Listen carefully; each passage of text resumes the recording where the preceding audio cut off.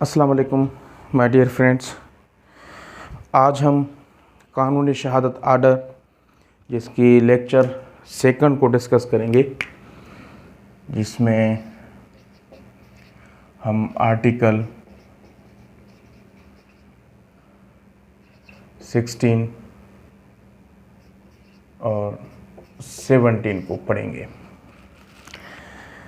Article 16 जो कि accomplish के मुतल्लिक है। Accomplish,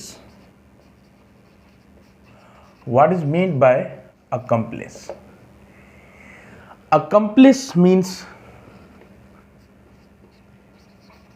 a guilty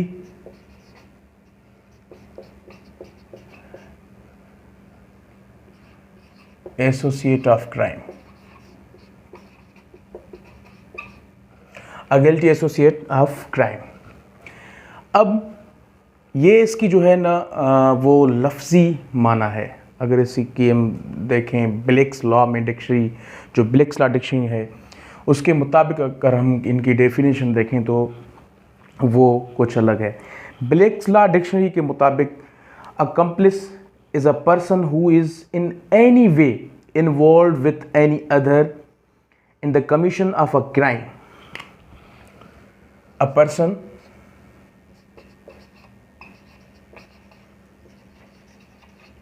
who is involved in a crime in any way,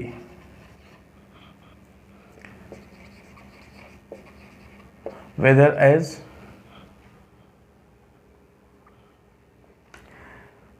a principal in first or second degree or an accessory, whether as a principal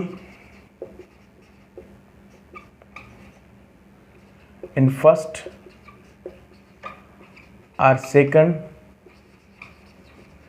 degree or as an accessory। अब ये जो definition है ये है ब्लेक्स law dictionary के मुताबिक, ब्लेक्स law dictionary. इनके मुताबिक जो अकम्प्लिस की डेफिनेशन है वो ये है कि अ पर्सन, कोई भी ऐसा बंदा हु इज़ इन्वॉल्व्ड, जो कि एसोसिएटेड है इन अ क्राइम, एक जुर्म में, इन एनी वे, किसी भी तरह से, चाहे वो प्रिंसिपल इन फर्स्ट डिग्री और सेकंड डिग्री हो और एज अ एसेसरी। अब ये principal in first degree, second degree और एसेसरी क्या है ये मैं आपको बताता हूँ। वैसे अकम्प्लिस जो है वो it is defined under article 16 of QSO, Qanun Shahadat order 1984 की जो आर्टिकल 16 है उसमें अकम्प्लिस को डिफाइन किया गया, उसकी डेफिनेशन दी गई।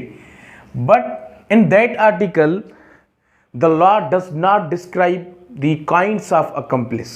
It just tells the definition of accomplice, that what is accomplice, whether he is competent witness or not, whether his statement is admissible in the eyes of law, whether any person, means a co-accused person, can be punished on the statement on the confession of accomplice. It shall be discussed later on.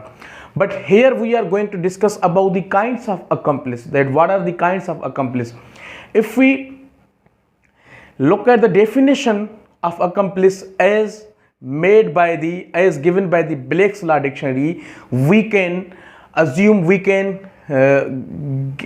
guess that accomplice either be a principal in first degree, second degree, accessory।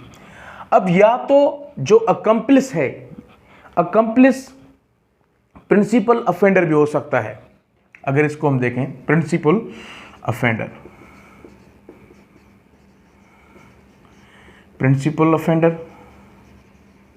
अब ये principal offender in first degree और second degree,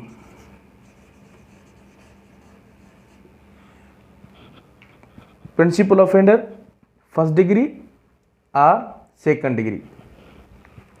उसके बाद जो second है वो है accessory.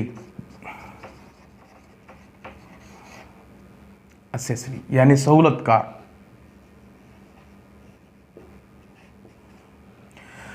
अब प्रिंसिपल ऑफेंडर वो है इन फर्स्ट डिग्री जो कि खुद a person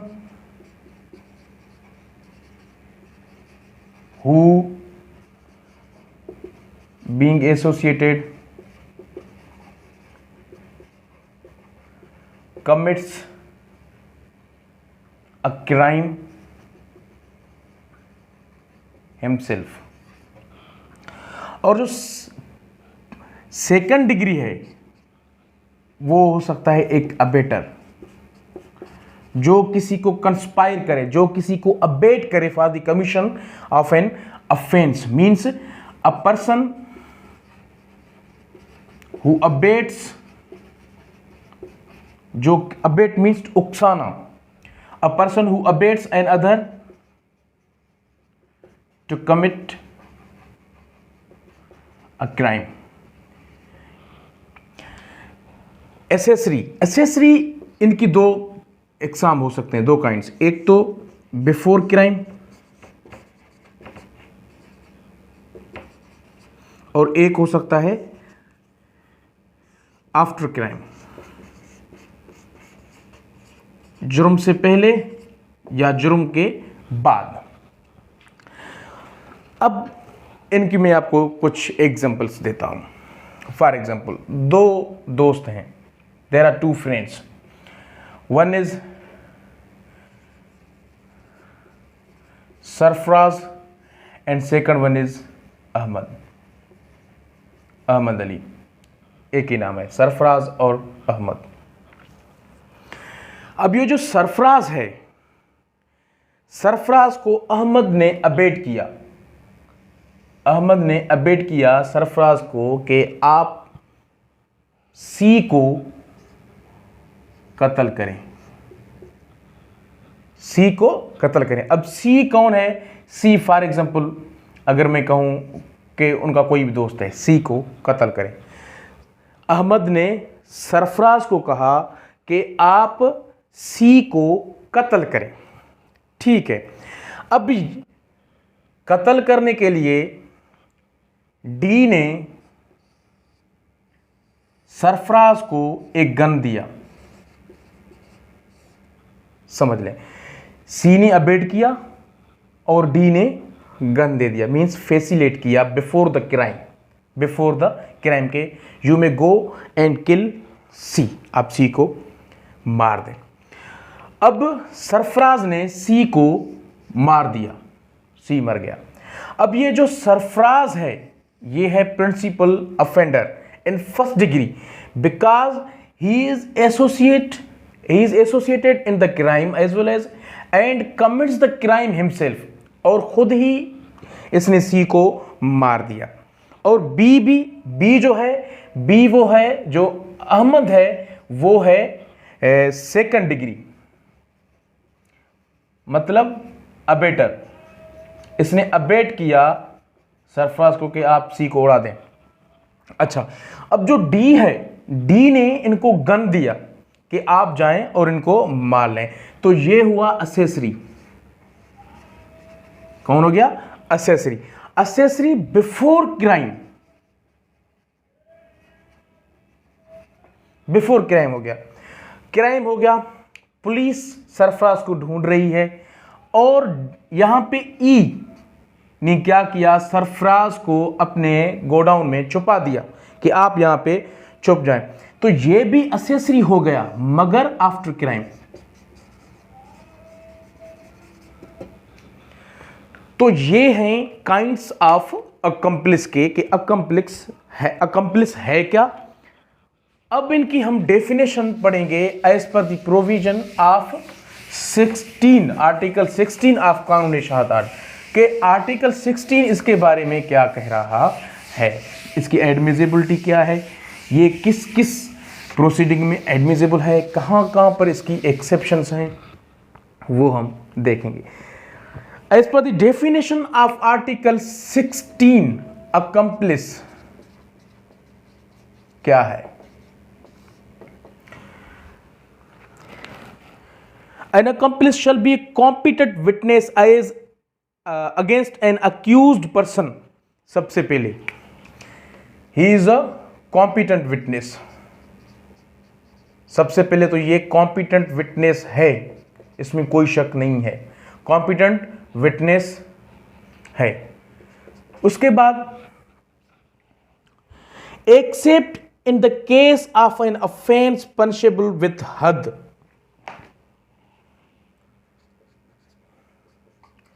not applicable in cases of हद। हद के केसेस जो हैं, हुदूद के केसेस, हुदूद लॉ में ये एप्लीकेबल नहीं है। बाकी केसेस में ये एप्लीकेबल तो है। इसकी जो कॉम्पिटेंसी है वो कॉम्पिटेंट भी है और उसकी विटनेस जो एविडेंस है वो भी एडमिसिबल है। And a conviction is not illegal merely because it proceeds upon the uncorroborated testimony of an accomplice. Conviction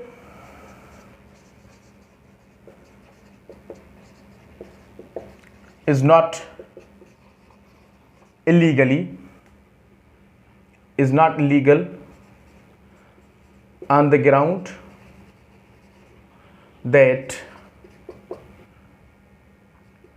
it proceeds upon the uncorroborated. It proceeds upon the uncorroborated testimony. Uncorroborated testimony. मतलब एक accomplice आ गया, शरीके जुर्म, वो competent witness भी है, उसने गवाही दे दी court में। ए जो है वो अकम्प्लिस है और इसने गवाही दे दी अगेंस्ट बी, सी, डी के खिलाफ गवाही दे दी। अब सबसे पहले तो ये हुदूद की केस नहीं है, कोई और केस हो सकता है प्रोसीडिंग। अब बी और सी और डी को कन्फेशन आ गई, बी, सी, डी को कन्विक्शन हो गई, उनको जेल आ गई। तो हम ये नहीं कह सकते कि ये जो कन्विक्शन है, ये जो सजा इनको मिली बी, सी, डी को, वो इलीगल है, क्योंकि testimony of the accomplice was not corroborated, कि जो गवाही थी अकम्प्लिस की उनको आपने किसी और स्टेटमेंट के साथ मैच नहीं किया, उसके साथ उसको जो है ना देखा नहीं, वो कोरोबोरेट नहीं किया। तो according to article 16, though the such statement is not corroborated by the court, hence the conviction is legal. A person can be convicted on the conviction of an accomplice. ये आर्टिकल 16 है। अब इसकी जो exception है या इसकी जो extension है वो आर्टिकल 129B में हम देखेंगे, क्योंकि this article is not complete itself unless we read article 129 कि 129 क्या कह रहा है इसके बारे में। तो आर्टिकल 129 को अगर हम देखेंगे तो वहाँ पे जो है लिखा हुआ है इसके बारे में कि ये अनट्रस्टवर्दी है, मतलब on the confession on the statement of an accomplice cannot be believed.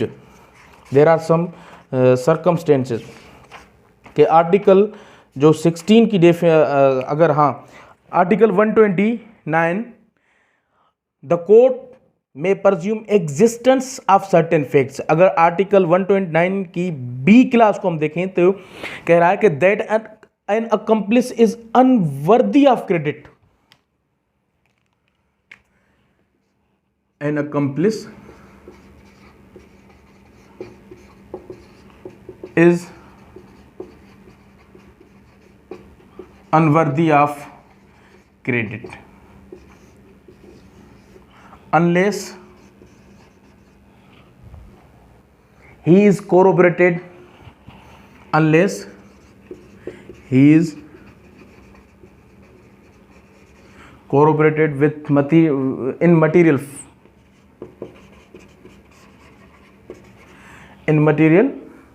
particulars. तो 129B कह रहा है कि जो एन अकम्प्लिस है उसके जो स्टेटमेंट है, उनकी जो गवाही है, उन पर यकीन नहीं किया जा सकता जब तक आप उसकी स्टेटमेंट को, जो उसने बयान दिया, उस बयान को किसी और मटेरियल फैक्ट जो कि कोर्ट के सामने है, उनको आप उनके साथ मैच नहीं करते। आप देखेंगे कि क्या जो स्टेटमेंट अकम्प्लिस दे रहा है, whether it relates to the fact in issue और relevant fact of the case के नहीं, उनको देखा जाएगा। और उसके बाद इसकी और भी एक आर्टिकल है जो कि 43, अगर हम पढ़ लें, अगर हम आर्टिकल 43 को देखें तो वो भी इसकी जो है ना एक्सटेंशन ही हम इनको कह सकते हैं। आर्टिकल 43 को हम देखेंगे। अब एक अकम्प्लिस है, उसने अपनी गवाही दे दी, तो उनकी जो कन्फेशन है, उनकी जो स्टेटमेंट है, उनकी जो टेस्टिमनी है, क्या उनकी स्टेटमेंट की दूसरे अक्यूज्ड जो उनके ट्रायल में उनके साथ हैं उनको अफेक्ट हो सकता है? whether the confession of an accomplice can lead rest of the accused which are tried with him in the same trial, whether they can be put behind the bars on the statement of an accomplice। इसको हम देखेंगे कि अगर कोई accomplice है उसकी affect क्या होगा। consideration of proved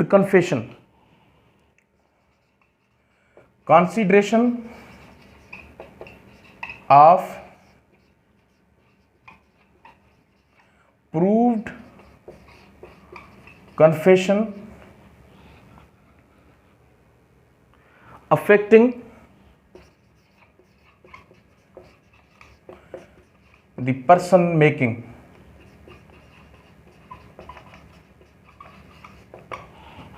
Article 43। When more persons than one are being tried jointly for the same offense, जब एक से ज्यादा, more than one person tried jointly for the same offence, jointly हो, उनकी एक ही ट्रायल हो और सेम ही ऑफेंस में वो मुलजिम हो, मोर देन वन हो, and confession is made by one, confession is made by any one of such accused persons. इन मुल्ज़िम जो मुल्ज़िम हैं उनमें से एक ने कन्फेस कर दिया अपना जुर्म, वो शरीक जुर्म था जो, और वो प्रूव भी होता है। तो कह रहा है कि clause a such confession shall be proved as against the person making it. ये जो कन्फेशन है, such confession can be proved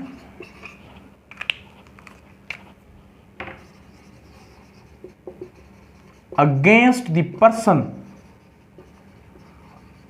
who makes it, जिसने कन्फेस किया उसके खिलाफ। अच्छा, तो बाकियों के खिलाफ क्या उनका अफेक्ट होगा? द कोर्ट में take into consideration such confession as a circumstantial evidence against such other person, means it is the discretion of the court may take into consideration such statement or such confession as a circumstantial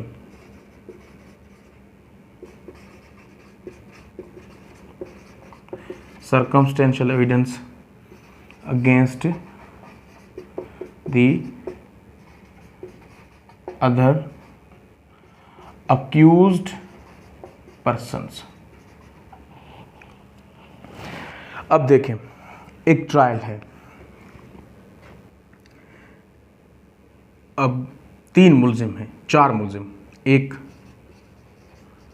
Sarfaraz हो गया, फयाज, नवीद और जोत अली।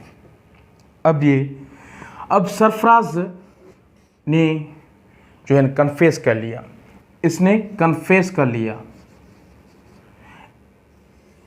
सरफराज ने confess कर लिया कि हमने, मतलब फयाज, नवीद और जोत ने मिलकर सी को कत्ल किया, सी को कत्ल किया। अब जो सरफराज की डेफिनेशन है, सरफराज की जो स्टेटमेंट है, जो उसने कबूल किया कि हमने सी को कत्ल किया, it is only confession for Sarfaraz, not for the rest of the accused person. जो कि rest of the accused person हैं, 3 अक्यूज, इनके लिए इनकी कन्फेशन नहीं होगी। ये कन्फेशन सिर्फ और सिर्फ सरफराज के लिए ही है, फयाज, नवीद और जोत के लिए नहीं है।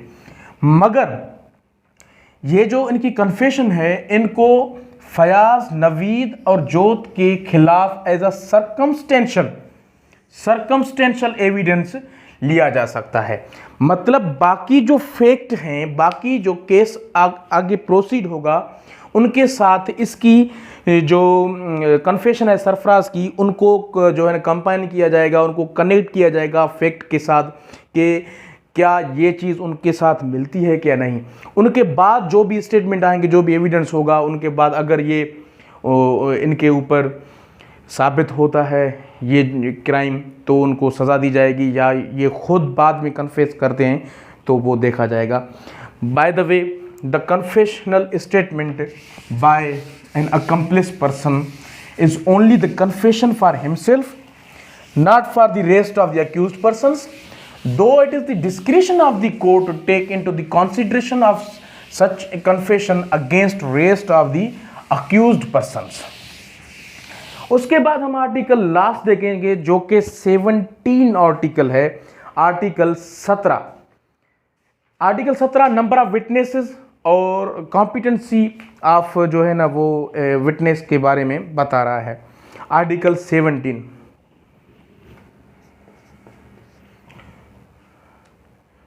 Competence and number of witness, competence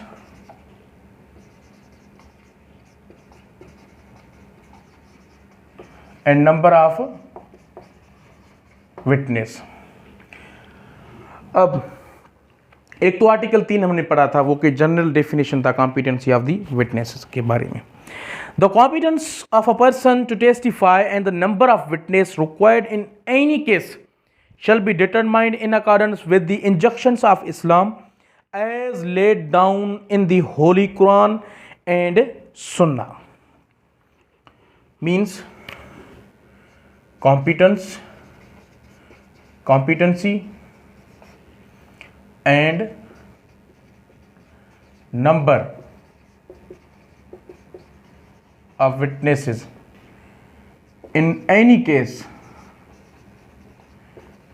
shall be mandatory है, determined with the injunctions of Islam as laid down in Holy Quran and Sunnah। किसी भी विटनेस की कॉम्पिटेंसी और कितने विटनेस होंगे किसी भी केस में, It is the general rule that it shall be determined by the court as per the injunctions of Islam as laid down in the Holy Quran and the life of Prophet Muhammad sallallahu alaihi wasallam, means as per the Sunnah. ये एक general definition है. Competency और number of witness को हमेशा कुरान और सुन्ना के मतलब देखा जाएगा. उसके बाद unless otherwise provided in any law relating to the enforcement of hudud or any other special law. मतलब अगर किसी भी और कानून या हुदूद के लॉ में या किसी भी स्पेशल लॉ में कोई और बात कही गई तो उसको माना जाएगा, नहीं तो इन चीज़ को माना जाएगा. अब क्या है कि अगर कोई भी मैटर, कोई भी फिनेंशियल मैटर की बात हो, फिनेंशियल मैटर हो, कोई और फ्यूचर ऑब्लिगेशन की बात हो, तो उसमें नंबर ऑफ द विटनेसेस जो है उसमें 2 मेल होंगे, 2 मेल विटनेस होंगे फॉर अ डॉक्यूमेंट. मतलब अगर कोई भी ऐसी डॉक्यूमेंट है या कोई भी ऐसी बातचीत आप आपस में कोई पार्टी करते हैं, कोई एग्रीमेंट को जो कि फिनेंशियल और फ्यूचर ऑब्लिगेशंस हमारे जो होते हैं उनके मुतल्लिक है, तो वहाँ पे जो गवाह होंगे 2 मर्द होंगे. अगर 2 मर्द नहीं हैं, एक मर्द है, यहाँ पे आर है, अगर 1 मेल है तो फिर 2 फीमेल होंगे. वो इसलिए कि अगर एक औरत भूल जाए तो दूसरी जो औरत है वो उनको याद दे सके. इन matters pertaining to financial or future obligations if reduced to writing, अगर कोई ऐसी एग्रीमेंट जिसको एज पर कानून उसकी जो लिखना है वो ज़रूरी है. The instrument means the document shall be attested by 2 men or 1 man and 2 women so that one may remind the other if necessary and the evidence should be laid accordingly. And उसके बाद in all other matters इनको छोड़कर in all other matters it is the discretion of the court to allow any number of witness.